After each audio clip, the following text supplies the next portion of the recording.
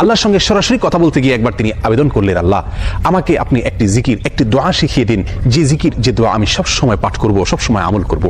আল্লাহ সুবহানাহু ওয়া তাআলা তখন মূসা আলাইহিস সালামকে বললেন, কুল লা ইলাহা ইল্লাল্লাহ, হে মূসা আপনি লা ইলাহা ইল্লাল্লাহ এই দোয়াটি সবসময় পাঠ করবেন, এই জিকিরটি সবসময় পাঠ করবেন, এটা আপনাকে আমি দিলাম।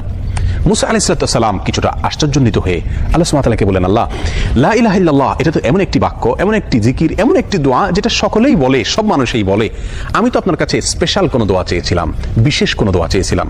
আল্লাহ সুবহানাহু ওয়া তাআলা তখন মূসা আলাইহিস সালামকে বললেন, হে মূসা, যদি সপ্ত আসমান, সপ্ত জমিন এবং এই দুইয়ের মধ্যে যা কিছু আছে সব কিছুকে, আল্লাহর অস্তিত্ব ছাড়া বাকি সবকিছুকে যদি একটি পাল্লায় রাখা হয়, একটি হাতে রাখা হয়, আর লা ইলাহা ইল্লাল্লাহ এই বাক্যকে যদি অপর হাতে, অপর পাল্লায় রাখা হয়, তাহলে লা ইলাহা ইল্লাল্লাহর পাল্লা ভারী হবে। এত ওয়েটফুল এই আমল, এত ওজনী এই আমল, এই জিকির।